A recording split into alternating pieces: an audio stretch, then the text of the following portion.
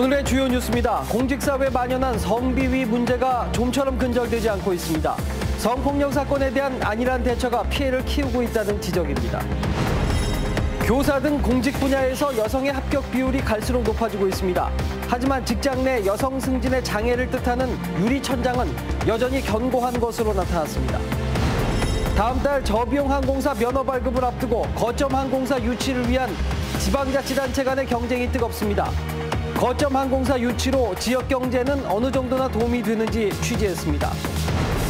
충북에서 가장 비싼 곳의 공시지가가 지난해와 비교해서 단돈 1원도 오르지 않고 제자리 걸음을 했습니다. 올해 1월 1일 기준 표준지 공시지가 열람이 시작됐는데 그 이유를 취재했습니다. 안녕하십니까. 수요일 CJB 8시 뉴스 시작합니다. 교사 등 공직 분야에서 여성의 합격 비율이 갈수록 높아지면서 사회 곳곳에서 이른바 여초 현상이 나타나고 있습니다. 하지만 여초 현상에도 불구하고 직장 내 여성 승진의 장애를 뜻하는 유리천장은 여전히 견고하기만 합니다. 조용광 기자입니다. 공직생활 한 달째인 새내기 공무원 성슬원 씨. 민간 특허 사무소에 다니다 3년 준비 끝에 7급 공채 시험에 합격했습니다. 일반 기업체 같은 경우는 결혼을 하게 되면 아무래도 경력 단절을 걱정하게 되잖아요. 지난해 충청북도 지방 공무원 합격자 772명 중 60%가 여성일 정도로 충북에서도 여성의 공직 진출이 두드러지고 있습니다. 교육계도 다르지 않습니다. 올해 초등교사 합격자의 60%, 중등은 무려 73.9%가 여성이 차지했습니다. 위헌 판결을 통해서 가산점 제도가 지금 폐지된 상황이기 때문에 그것도 군대를 갔다 온 남학생들이 교직에 진출하는 하나의 조금 더 인센티브가 됐었는데 변호사 시험 여성 합격자가 절반에 육박하는 등 안정적인 직종을 중심으로 여성 비율이 높아지면서 일부 부작용도 나타나고 있습니다. 가스안전공사 전 사장은 면접 점수를 조작해 여성들을 떨어뜨리고 남성을 채용한 혐의로 실형을 선고받기도 했습니다. 하지만 이 같은 여초 현상 속에서도 여성에 대한 유리천장은 여전히 견고합니다. 최근에 정부 정책으로 유리천장을 해소하기 위해서 많은 노력들을 기울이고 있습니다. 근데 그거에 비해서 민간 부분은 여전히 자율성이라든지 또 사회 인식의 반영들이 좀 되고 있다 보니까 그 부분은 양성평등과 함께 사회의 한 흐름으로 자리 잡아가고 있는 여초 현상. 일부 직종에서는 남성 추가 합격제 등 성비를 맞추려는 교육책도 잇따라 도입하고 있습니다. CJB 뉴스 조윤광입니다. 일그러진 공직사회, 공직 내부에 상습적이고 만연한 성비위 문제가 좀처럼 근절되지 않고 있습니다. 청주시청 간부 공무원이 기간제 근로자를 상습 성희롱했다는 의혹이 제기됐는데 여성단체들은 안일한 대처가 피해를 키우고 있다고 지적했습니다. 김기수 기자가 취재했습니다. 청주시의 산하기관인 청주평생학습관입니다. 이곳에서 근무하던 40대 여성 기간제 근로자가 부서 팀장으로부터 성희롱을 당했다는 의혹이 불거졌습니다. 피해 여성은 왜 아이가 없느냐, 남편과 한 이불은 덮고자 하냐 등 상습적인 성희롱을 당했다고 밝혔습니다. 수차례 경고에도 아랑곳하지 않고 1년 넘게 팀장의 성희롱은 계속됐다는 주장입니다.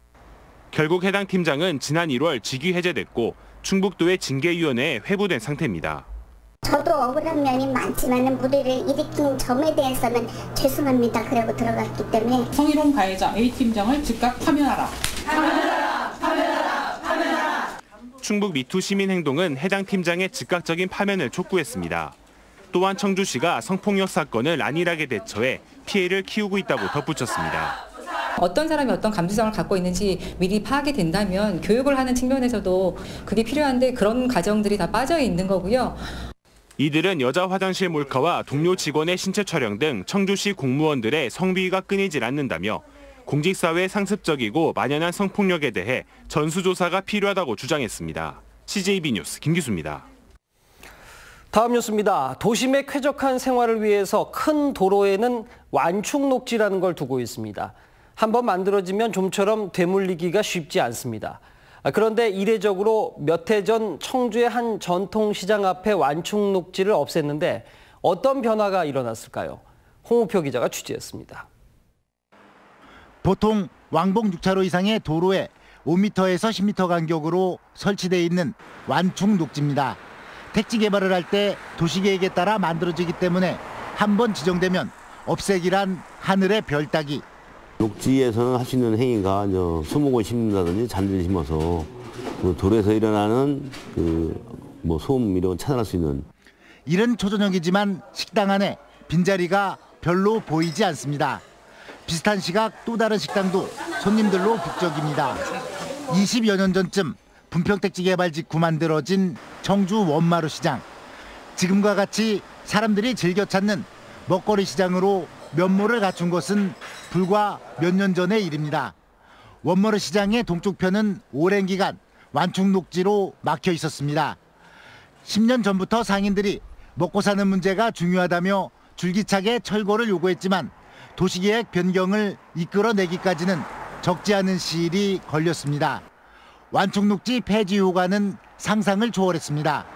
매출은 평균 2배 이상 늘어났고 120여 개 점포 가운데 빈자리를 찾기 어려워졌습니다.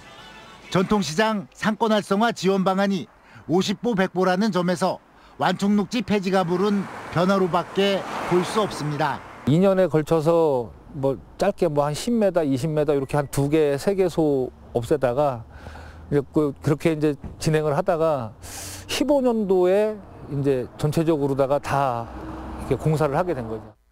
쾌적한 도심을 위해 꼭 필요한 완충 녹지. 규제의 짙은 그늘을 들이우고 있었다는 것 또한 분명한 사실입니다. CJEB 뉴스 홍우표입니다. 정부가 10년간 120조 원이 투입될 반도체 특화 클러스터 조성안을 1분기 내에 확정하기로 방침을 세웠습니다. SK하이닉스 중심의 반도체 특화 클러스터는 현재 수도권에서 경기도 용인시와 이천시, 비수도권에서 청주시와 구미시 등이 유치 경쟁을 벌이고 있는 가운데 일부 언론에서 경기도 용인시 원산면으로 입지가 결정됐다는 보도를 내놓고 있습니다. 이럴 경우 청주는 랜드 플래시에 국한될 수밖에 없어서 반도체 생산 거점으로서의 위상이 축소될 것이라는 전망이 나오고 있습니다. 네, 다음 뉴스입니다. 다음 달 저비용 항공사 면허 발급을 앞두고 거점 항공사 유치를 위한 지자체 간 경쟁이 뜨거운데요. 그렇다면 과연 거점 항공사 유치로 지역 경제에는 어느 정도나 도움이 될까요? 이윤영 기자의 보도입니다. 청주공항을 기반으로 출발했지만 지난 2010년 대구공항으로 거점을 옮긴 티웨이 항공. 대구공항에서만 12개의 노선을 운항하며 대형 항공사를 제치고 대구공항 수송률 1위를 고수하고 있습니다. 특히 2016년 사드 사태가 발생하자 국제 노선을 다변화해 1년 만에 이용객이 3배 이상 늘었습니다. 하지만 같은 기간 청주공항은 오히려 30%나 줄었습니다. 노선을 다각도로 하면서 젊은 층의 마케팅을 저희들이 포커스를 맞춰서 지금 현재 다양한 노선을 가지게 됐습니다. 실제로 청주공항에 거점 항공사가 운항할 경우 충북에서만 연평균 515억 원의 부가가치가 창출될 것이라는 조사 결과가 나왔습니다. 더불어민주당이 마련한 정책 토론회에서는 거점 항공사 유치로 3년간 5,400억 원의 매출과 619명의 인력이 고용될 것으로 진단했습니다. LCC를 통해서 좀 어느 정도 자리를 잡고 거기에서부터 어떤 인프라가 더 이렇게 계속 유지가 되면 또 개선이 되면 공항으로서 그런 선순환을 계속 과정을 거칠 수가 있습니다. 나아가 국토교통부에서 지방공항 활성화 전략으로 공항 중심 경제권을 추진하고 있는 만큼 청주공항을 고부가가치 기능을 가진 공항 복합도시로 육성해야 한다는 겁니다. 이를 위해 거점 항공사 유치는 물론이고 항공 정비 산업, 휴양 문화, 관광 레저가 결합한 보다 다양한 활성화 전략이 필요하다는 주장입니다. 충북 경제자유구역을 공항과 연계한 그런 인랜드 포트의 개념으로 육성하자 이런 발표가 됐기 때문에 이제는 중앙과 지방이 같이 이제 스톱이 아니라 완톱으로 같이 갈 수 있는 어떤 전기가 되지 않을까. 에어로케이와 가디언즈 항공의 면허 발급 여부가 다음 달로 다가온 가운데 청주공항을 거점으로 하는 저비용 항공사 유치 필요성은 더욱 확대되고 있습니다. CJB 뉴스 이윤영입니다.